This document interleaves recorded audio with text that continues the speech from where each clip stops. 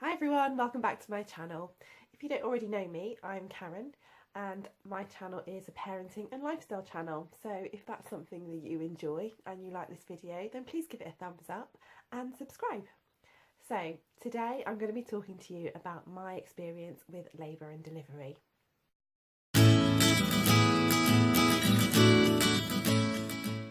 So I have two children, two little girls, Libby and April. Libby is 4 and April is 8 months, so that's two separate birth stories, both very different to each other. So today I'm just going to talk to you about my experience with my first child, Libby. Otherwise I'll be waffling on for ages.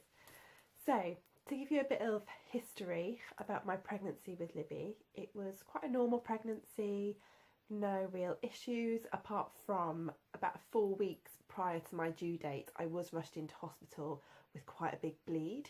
It was really frightening. I didn't make my last day of work and I got rushed in by ambulance because there was a lot of blood. Yeah, so they think that it was a bit of the placenta coming away and everything was fine in the end, but they were talking about emergency C-sections and all sorts. It was really terrifying, but thank goodness everything was okay. I stayed in hospital for 3 days, but they sent me home. And then I had weekly checks with my midwife. So 10 days prior then to my due date, I went for my normal midwife appointment. They'd been keeping a little eye on my blood pressure because it had started to raise a little bit. Wasn't super high, it was kind of borderline high. And that morning I went in and again it was creeping up a little bit, and she also found protein in my urine. So there was a little cause for concern. So she sent me into the day assessment unit at St Michael's Hospital in Bristol to be checked out. So Ryan, my husband, was at work, so I went down on my own, which is absolutely fine. I was feeling great, tired as you are at the end of pregnancy, but feeling pretty good. So I went down and they hooked me up to, I can't remember what it's called now, but you know, the strap that goes around your belly, monitors a baby's heartbeat, and also they were constantly monitoring my blood pressure. Sorry, I sound a bit bunged up because I'm full of a cold, but we're cracking on anyway. So I was down there for a few hours and I was having quite regular Braxton Hicks, but nothing that they were hugely concerned about. My blood pressure stayed at that borderline high level. So in the end they decided that I was okay to go home and they would send a community midwife out the following morning to check me over, see how everything was, because the following day was a Saturday, so they were going to do that. So I went home as normal. Ryan came home from work, we cooked tea, I believe we had steak that night, and the Braxton Hicks were getting quite regular and a bit stronger. And I remember we'd been sitting watching something, comedy show I think, for a little while, and they were getting really quite painful, the Braxton Hicks, and I turned to Ryan and I said, I'm really not sure that this is just Braxton Hicks anymore. He was like, okay, and asked me to describe exactly what it felt like. And the pain was starting in my back. Everything was tensing up in my back, and then it kind of radiated around to the front to my belly and then would die down and go off again. And he said, as I described that to him, it was almost word for word what he was reading on Google, because he had Googled what does a contraction feel like. So yeah, it became apparent I probably was having contractions. We thought we'd see how it went. So we left it for a couple of hours and they were getting more and more painful.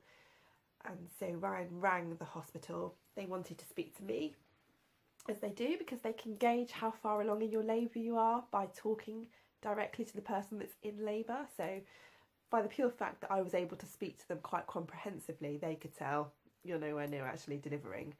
So they advised me to stay at home, try and get as much sleep as possible, because this was sort of 10 o'clock at night at this point.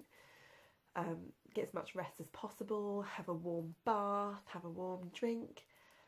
So that's what we did. It was pretty impossible to get any sleep, but I certainly rested between contractions, did have a bath, did have a warm drink.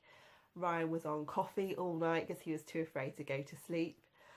And by about 7 in the morning, we decided it was time to go in because my contractions were really quite regular. They say sort of 5 minutes apart to be going into hospital, and they were that. Sometimes they were short contractions, sometimes they were longer contractions, but they were certainly regular, and I felt I needed to go in. So we rang up and they said, yeah, come on down. So we arrived about 8 in the morning. So this was 12 hours on from when I first realised I was having contractions. And typically when we got in the car, within a few minutes of being in the car, my contractions completely died off. Couldn't believe it. So we didn't bother taking the hospital bag in to the hospital with us because I had a funny feeling they'd be sending me home again. So we went in and I was examined and I was only 2 centimetres dilated. So the midwife said, yeah, you need to go home.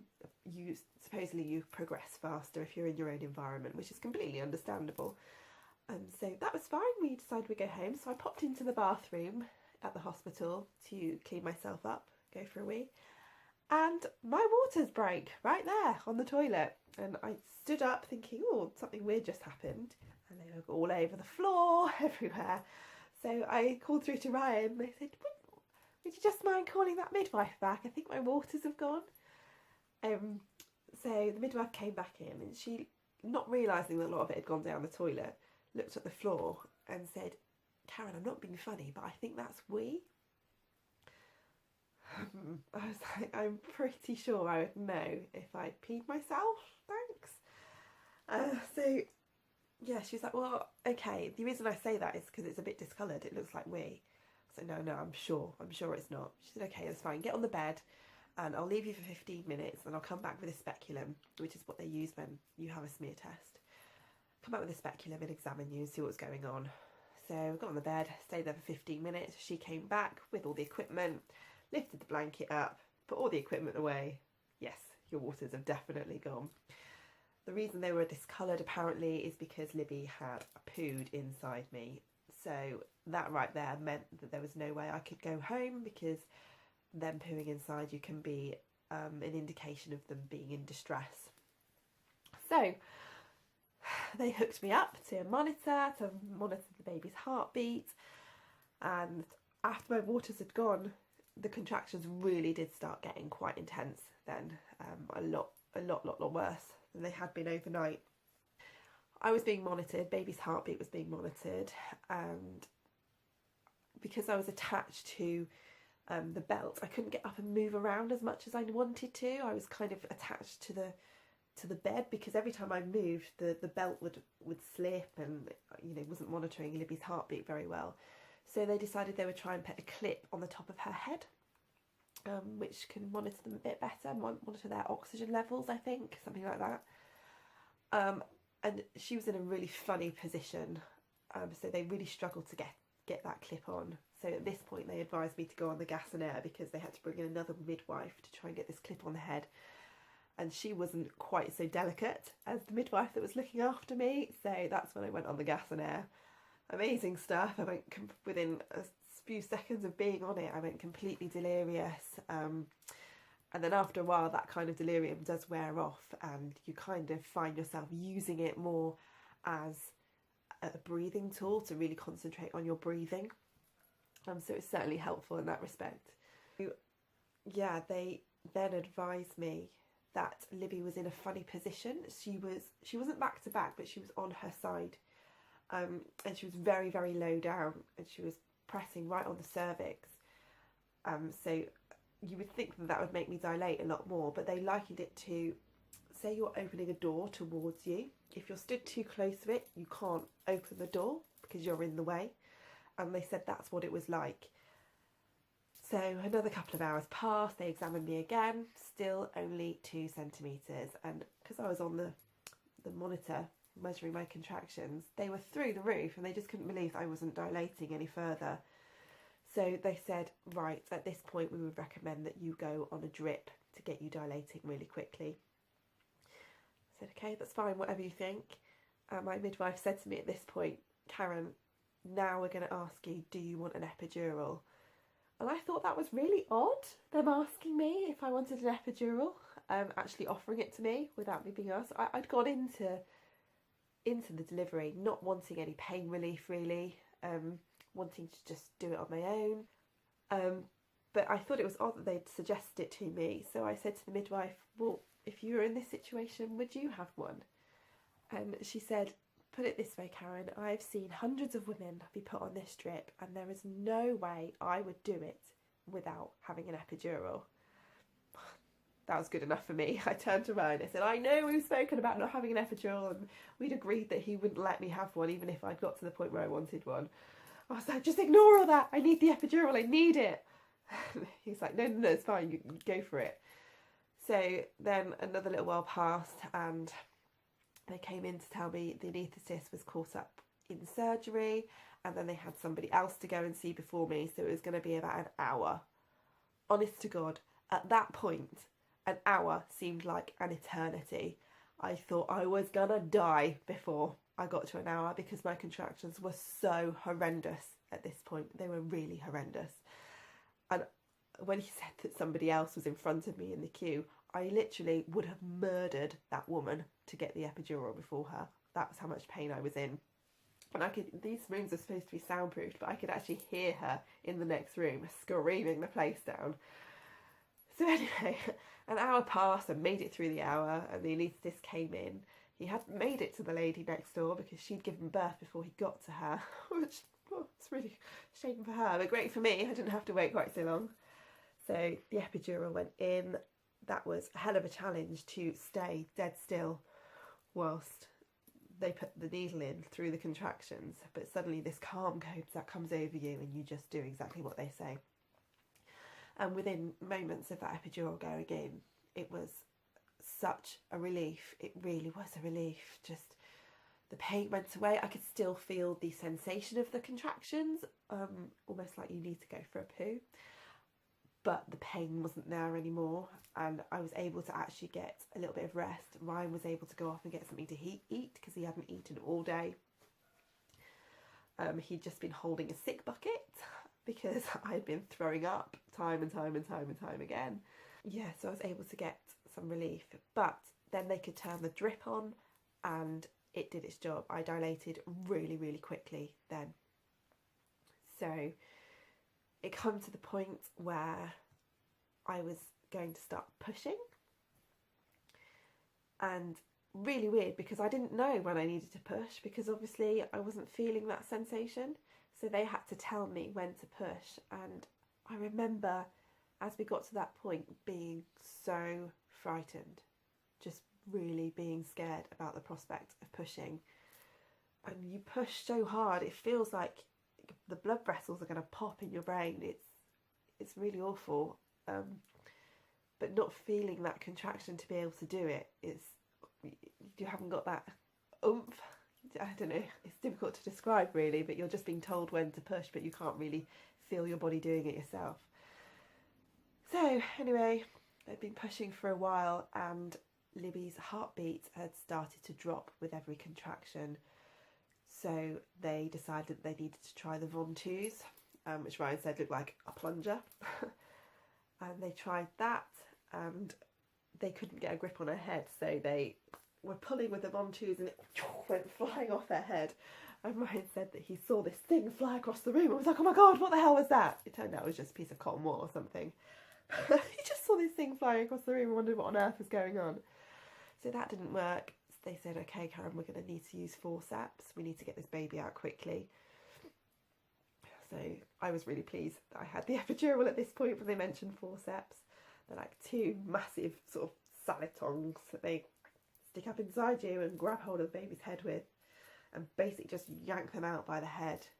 And at that point, I was given an episiotomy. So that's where they cut you to minimise any uncontrolled tearing. And I'm so glad that I agreed to that too, because when all the stitches and everything were done afterwards, I was left with hardly any, well, I was left with some pain, but not much. And also the stitches were really neat and you can barely even see it. But I'm really glad because I've got friends that tore really badly and I'm so glad I did not have to deal with that. So yeah, the forceps went in. They yanked her out. Obviously I had to do some pushing as well. Yanked her out. Such a nice way of putting it. They yanked her out.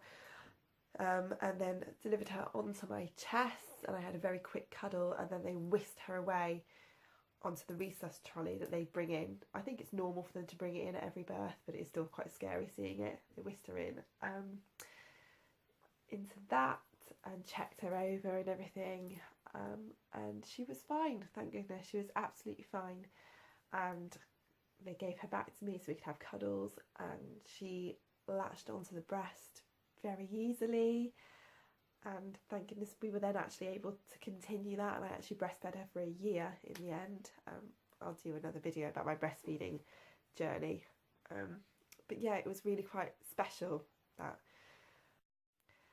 So Libby had arrived 9 days early, 24 hours after my first contraction, or when I realised I was having contraction, at 6 minutes past 8 in the evening, weighing £6.4.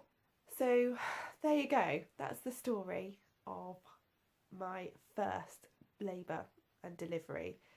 It was pretty horrific, and I'm sorry if you're watching this expecting something that was sugar-coated and all sweetness and light, but it was pretty horrendous. But I had gone into labour, not really having a birth plan, knowing it was going to be horrendous, and just thinking that I would ride it out.